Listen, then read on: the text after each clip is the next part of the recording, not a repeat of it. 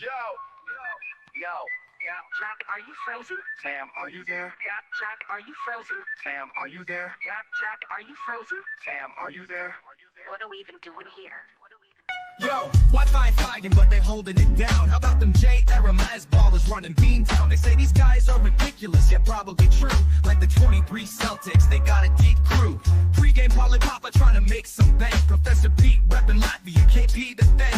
RJ's on the email taking fools to college. Joey, Matt, Timo, Robin, let's acknowledge. What are we even doing here? We're taking the crown. Checking Sam, talking Celtics and breaking it down. Competition can't keep up, they're starting to frown.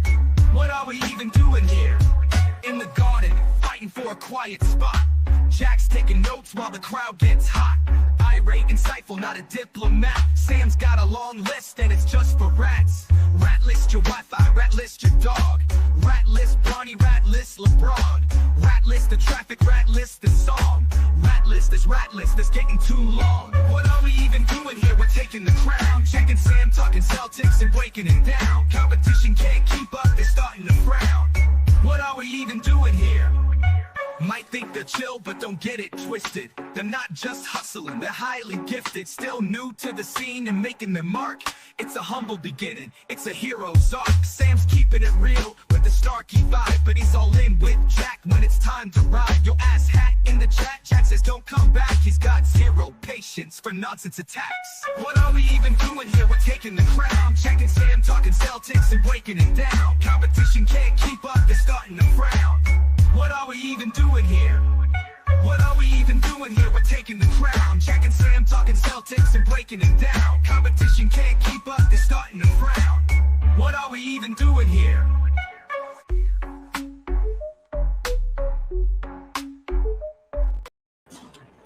Whoa, we made it. We're back in person, live from TD Garden.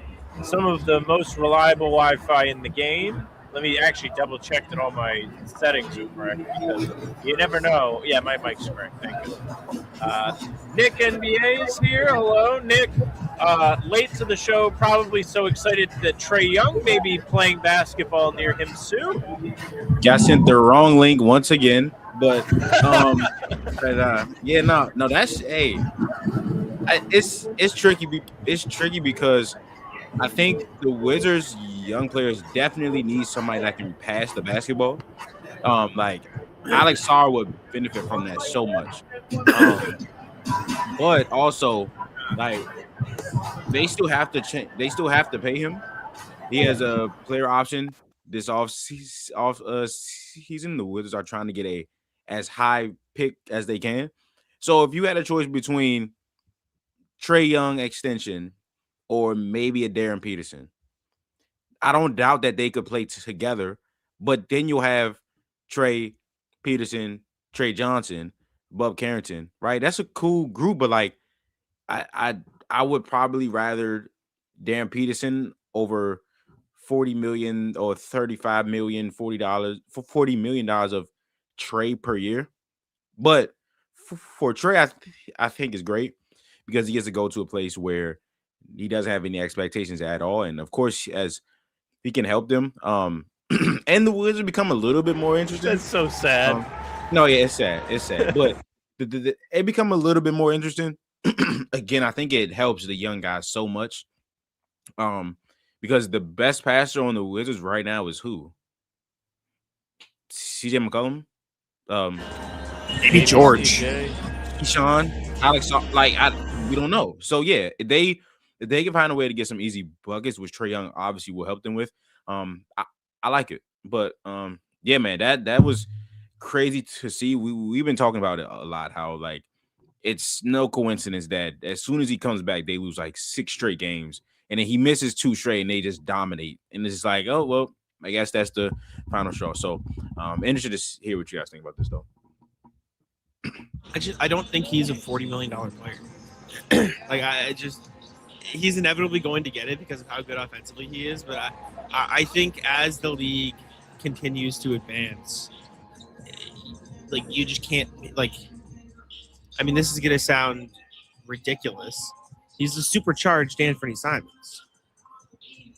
like cool. Like that's good player. Anthony Simons with like a cool mixtape, like and hype behind him. Yeah, like I kind of see it. Don't get me wrong. Don't get me wrong. He's like an infinitely better passer than Anthony Simons, but he's a worse shooter, pretty objectively a worse shooter than Anthony Simons. He's not anywhere near as athletic. I don't think he tries as hard on defense as Anthony Simons. He's just that much good of an offensive initiator. So you talk about one-way players. He's kind of the definition, and he's pretty inefficient. Like, it's not even like he's this peak of like Zach LaVine is a pretty one-way player, but you can see the efficiency and the value of, okay, you're going to have a knockdown three-point shooter, a freak athlete, a guy who can cut off the ball, who can, knock down some threes. He's definitely overpaid, but you can see that. Trae Young's not like he has all these. When he entered the league, he had all these like not Steph Curry, but like B tier, C tier Steph Curry comparisons. He was never a good like shooter. Like his best 3-point shooting season was 21-22 when he shot 38% on 8 attempts a game. He's only shot above 37% from 3 twice in his career. Above 37 once. Like he's not a good 3-point shooter, especially for the number of threes that he takes. It's just I don't know. Like again, I understand the value. He's an elite passer, elite playmaker, great offensive organizer. He's in my opinion, I think he's one of the most overrated players. Like he's just not like one-way players have a significant value cap in my mind, and he's like the poster child for that. Yeah, you can't pay him and win basketball games. Like you can't build a contending team when I don't know what percentage of the cap $40 million is, but it's too high. You can't afford to pay him that the way the league is set up right now with the aprons, with all the restrictions that come with paying players. Like you have to make the most of every dollar you spend, and you saw it kind of like tear apart the Celtics last summer because I mean obviously you have to get below the second apron, but they traded guys that they didn't feel like were going to be worth the pay. They could have traded any one of their guys. They feel like Jalen's worth it. They feel like Jason's worth it. They feel like Derek's worth it. So they found ways to keep all of them. Kristaps, Drew Holiday, both missing time this year. Both would have been tough to be committing that much money to. Trae Young, not only does he demand a lot of money, but he demands a lot of the focus on offense. Like you have to run things through him. He's not the kind of guy that's going to be playing off the ball willingly. They had, oh my gosh, I'm completely DeJounte Murray in Atlanta, and as soon as that trade happened, I felt like it wasn't going to work. Didn't work. They had to split them up, and I don't know what you do if you're Atlanta here, because maybe if it is Washington, like that's what's being reported. Beyond that, who's really interested? Who wants this? I know Nick and I talked about the Mavs, maybe, but I think it's a 3-team trade. The Bucks 3-team trade. I think, well, to the first point I was going to make, right? Like, yeah, Jack, I think Trae's a good shooter, but he's not a good enough shooter for what he is, right? So if you're going to be in, like, he's always at the top of, like, guys that are, like, points responsible for, so, like, points and assists, like, the points that the team gets because you're passionate, right? So he's always towards the top of, like, the he plays my career ball. It's like how you would play in my career. It's exactly that. A percentage of your team's points come from you. He's always at the top of that, right? But again, he had that phenomenal year where he shot 38% from 3. He's averaging 28 points and 10 assists, right?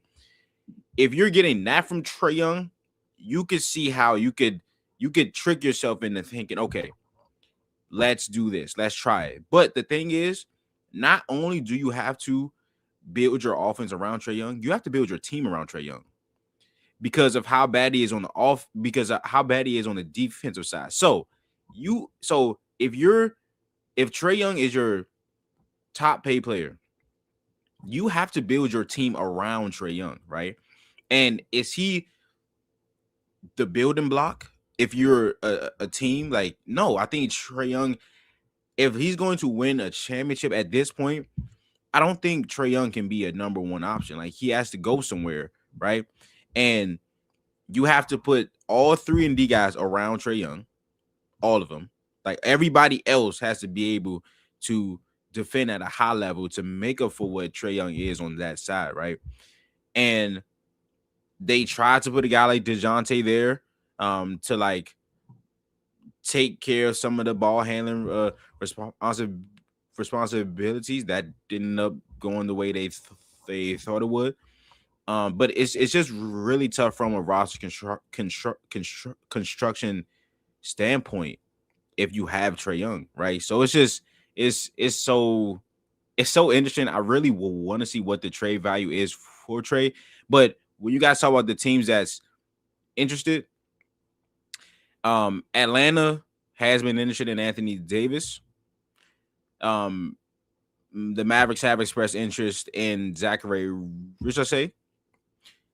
And of course, with this report that the Wizards coming out and saying, not them, but that they are a destination for Trae Young. If there's a way that Trae Young can go to Washington, Richardson and stuff can go to Dallas, AD and stuff can go to the Mavericks. I think for what each team has said that they wanted, that can work. But yeah, like I said, it's just not a lot of teams that need point guard play, and definitely not high paid one way point guard play. It's so weird, like looking around the league at teams that could potentially trade for Trae Young. Like, is Orlando the team? They like already spent all their stuff on Desmond Bane, but like, how expensive is Trae Young at this point? Like, excuse me, could you get there with like John Isaac, filler salary, blah blah blah? You know, make it work that way, and then figure out a way to make that happen. But then what? Desmond Bane goes to the bench. Jalen Suggs goes to the bench. Like that gets funky. I don't know if that's the place. Toronto could use a point guard. Like, is that the solution? Is it Quickly and Pirtle for Trae Young and whatever? I don't know. I don't love that. And then past that, like Minnesota. Do they want a point guard with Rudy in the back line? It's just I don't know. If I'm any team in the league, especially these teams like Minnesota, like Toronto, like Orlando, who are already super expensive, I'm not shelling out assets to pay Trae Young $40 million. Like I can't do it. Like I just can't. I'm gonna put you. Oh, yeah. Go ahead, Sam. Just like not even that. Like if you're a team like Minnesota's pretty tied in terms of money. Like you're gonna have to take somebody out of your team and then make the team work by taking that guy out and putting Trae Young in, whose team just keeps losing games when he plays. Yeah, it's tough. Like I think the Raptors would be a good bet if Quickly and like Pirtle and RJ didn't have so many years left on their contract. But again, like the T-Wolves things, they would have to trade like a Nas Reed or Jaden McDaniels to make it work. You're not fucking doing that if you're them. And I was gonna ask you guys a question: like, who would you rather trade for? Trae, Ja, or LaMelo? Because it seems like those are the three that's always been talked about. And it's like, yeah, look at Sam's face. Look at Sam's face. It's just like, can I sell the team? Can I step down from being the GM? It's just like those are the three that, like, I've even heard some say just swap all three of them. Just everybody switch teams. Everybody just switch teams, change of scenery. It's just like, I don't like. Maybe Miami wants a point guard. I don't know, but it's you like, can put Hero in that. Like, add him to the who would you rather trade for guys. No, I'd rather have Hero. I'd much rather have Hero. But like, I wouldn't say much, but yeah, with the contract, like, I think like Trae Young just doesn't have the tools to be a good defender. He's too tiny. Like, at least like, I know you've said this, Nick, with LaMelo, you could talk yourself into it. Well, if we get him to try, like he's 6'7", like he can. He has great like, hands. He just can't stop fouling. Listen, like, he has like loser written all over him too. Like, Ja of the three is the only one that doesn't have it all over him. And even he's doing the gun stuff, and he's always hurt. Like, they all have their own thing. If I'm trading for a player where the primary question is, oh, maybe if we get him to try, I don't want to trade for that player. LaMelo's the bottom of my list. I think he's like bad. Like I think he's a bad player. Like I don't think he impacts winning at any level. I think if I had to choose between the three of them, I would choose Trae. I think Ja's too erratic. Erratic. Like I got you. for as good of a shooter as I said, I don't think Trae Young is. Ja like can't really shoot. Like he's not a good shooter at all. Ja's like a worse version of Russell Westbrook. It was hard for the Thunder to build a team around Russell Westbrook. I'd rather take the guy who is objectively a top 5 playmaker in the NBA. Figure out a way to build around him, hide him on defense. Because like you can think of a structure where it could work with Trae Young. Trae Young's been to the Eastern Conference Finals, right? Like you can figure out a way to make it happen. LaMelo's a losing player, and Ja's too weird of a fit with a lot of different situations. He also has an injury history for a guy that is, I wouldn't say his whole game is athleticism, but like the biggest part of his game that you like is that he does super cool dunks and he has great bursts. Like somebody like Derrick Rose is a great example to look at with this. Once he lost that, he just wasn't the same level of player. Doesn't mean he didn't work in the NBA for a little bit of time. He had moments where he was good, but never really was on a great winning team after he was traded away from the Bulls. And the athleticism wasn't there. He couldn't hoop at the same level. He just couldn't do it. Yeah, it's weird, bro. Like Ja, like I would. Yeah, I think Jack makes a good point that with Trae, you're literally getting somebody that's one of the best at something. So, but I think Ja is like a great playmaker too. He's not better than Trae. I think LaMelo, like, he shouldn't be as like I don't. This is or Garland, like, it's just it's so tough because I want to see him not with the Hornets, who's like everything they do is lose, but like because Jack is right, like everything that he's done up until now, that there's nothing there that makes you think he's like can impact winning, but like he's 6'7" with fast twitch. He's also of the mode that like he shoots a lot of threes. He plays sporadic, and he definitely has the talent to do so. But it's like, dude, is he that efficient to do that and still not be anything on defense? So I don't know. If I'm going upside, it's either LaMelo or Ja, because Ja has also been to the playoffs a lot already, right? But it's just the off the court shit, bro. I don't know when he's gonna spaz out and like not be able to play for us. Like, and then he's injured guy, Like all of these guys are. Well, not Trae a little bit less, but like LaMelo is always injured, always, and he's put together a good string of games this year, and I've seen him be fun. I've seen him do some nicer things in terms of impact, but it's just like I have to see a lot more because everything that I've seen up until this point is him in Charlotte, which isn't a great place to, you know what I'm saying? But everything up to this point is shit, bro. If I put you in a situation where things matter, are you going to change how you act? And I don't know that yet. So we've seen Trae go deep into the playoffs. We've seen Ja go to the second round and stuff and fight against some of the top teams, but like Josh shooting is just, and also I think his athleticism also is already taking the hit too. So he's shooting like 17% from 3, bro. Like I don't know what that's just. So I don't know. That's a very tough question.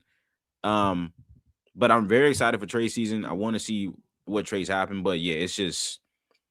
Yeah, I think there's somebody said Trae with the Kings. I think teams like the Kings, the Wizards, somebody's gonna buy. Oh yeah, they're made for it.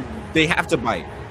I would love to see Trae, Zach LaVine, DeRozan. Like what a group! Oh one of them has to bite on talent. They're gonna have to but we'll see. But I'm just excited that Trae's season is almost here. Should have been already here, but we'll see. We'll see how this turns out. But the Celtics, yeah, they're good. I'm glad we don't got to deal with that shit. Celtics are good. I'm glad we don't got to deal with that shit. Oh, man, can you imagine if we were like, what if they get Trae Young?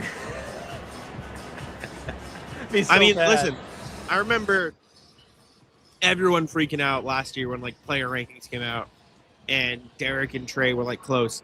Derek White is infinitely better than Trae Young. Better basketball player. Like, I would be shocked if anybody had an argument. Like, there shouldn't be an argument. I think he's better than all three of them. I would rather have Derek White on my team than any of those three guys.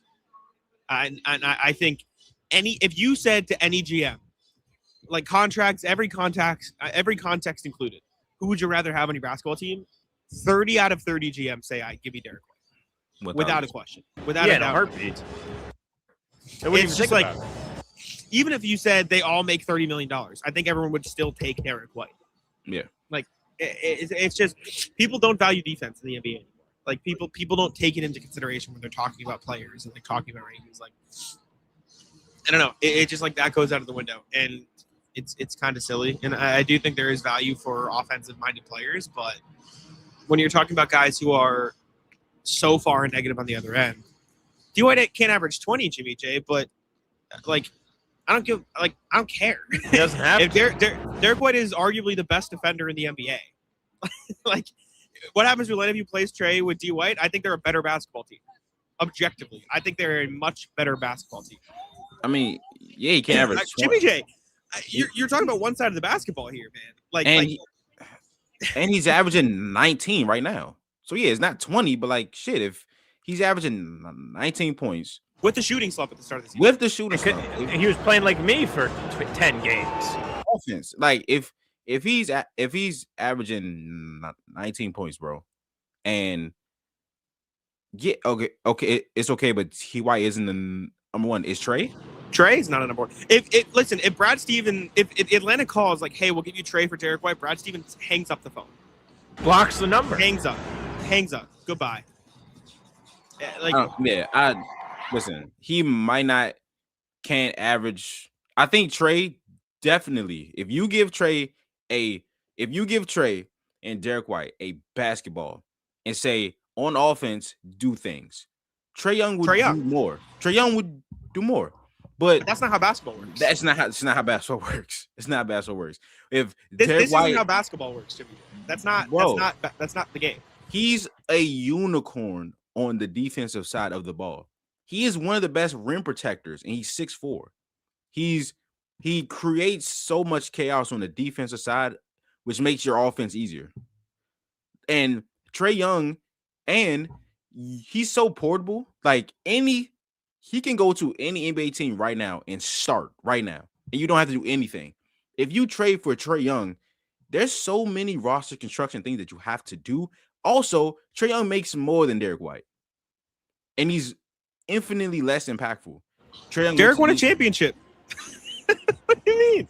Like, it's not the same. Jimmy J, he's not the top option. But like, come on, bro. You can keep arguing this. It doesn't matter. Like Birkin says, it really doesn't. I'm just telling you, like factually, if you ask any GM in the league, they'd rather have Derek. Like, there is not a shred of doubt in my mind. I could ask anybody sitting next to me right now, who would they rather have? And I guarantee you I'd get 100% the same answer. And again, like if you really value Trae Young, you can value Trae Young. Trae Young is 233 and 287, including playoffs in his basketball career. Like he made, including a run to the Eastern Conference Finals. Tell me who averages 30 and 10, not easy to do. Like Jimmy J, talk about anything but offense, and I'll start listening. I don't care.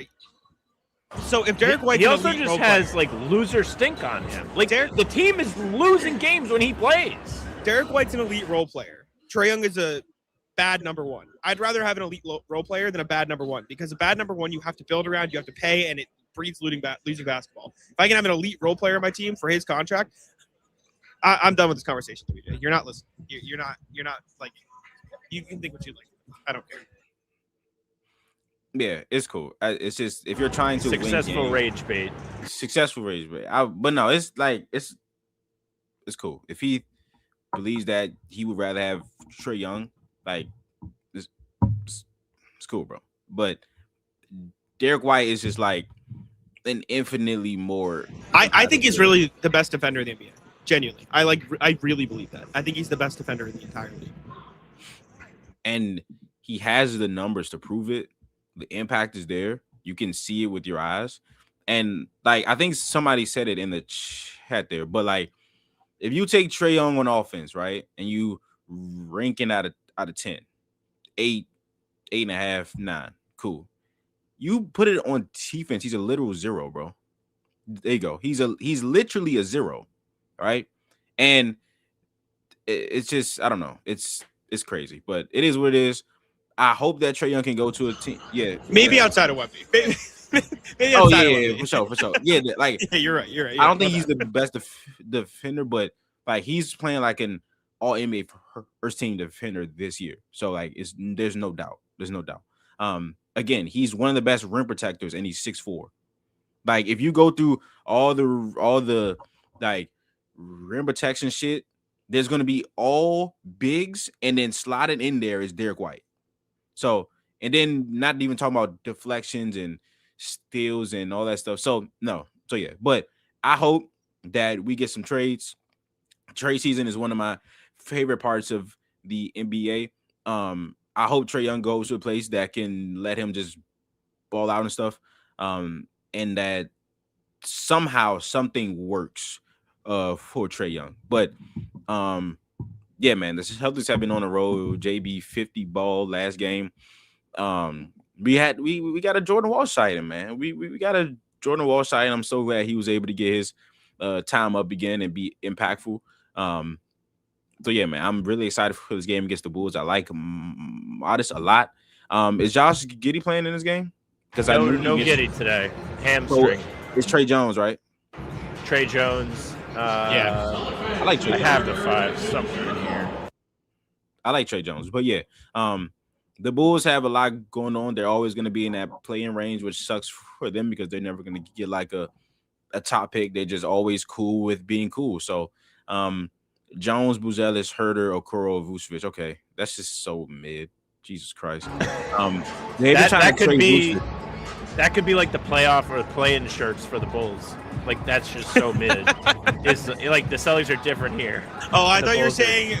I thought you were saying, "Oh Jesus Christ!" I mean that too. That could be it.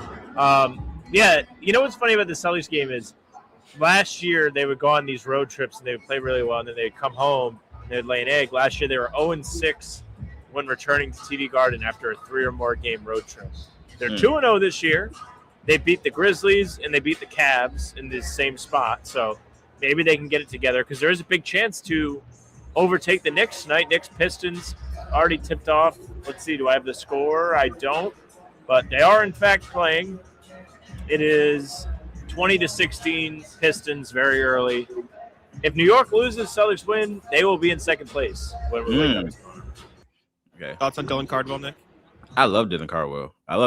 So much, especially defensively, the coverage versatility that he brings. Like on defense, he can do everything. He can literally do everything. And I think he's smart enough on offense to combat like the things that he can't do. That's the reason why a guy like him goes undrafted. There's nothing on offense. There's not much on offense. He's also an older prospect, but defensively blocking shots, deflections, switching, drop coverage, everything. He's a smart player. He plays with a ton of energy too, and he's smart enough on offense where I think he's top 3 in the league in like cuts per game because like again he's screening hard, he's cutting and stuff, and he's athletic as shit. He can rebound the ball on both glasses. So the Kings just got him. He's on a 2-way contract. The teams are a bad organization, so you can never rule out them trading away a good young player. But I love him defensively. I think he's smart enough on offense to play. So yeah, great shout out, bro. Kings do a lot of bad things on purpose, as we've discussed on this show. Yes. I love that you will just trash them at any opportunity. Like you're overall like a pretty like nice guy, like pretty respectful of other teams. Even the Wizards, you had nice things to say about Trae Young's potential fit. The Kings, send him to the shadow realm. Fuck the Kings. I just hate I don't hate. Hate's a strong word. I dislike their owner, and I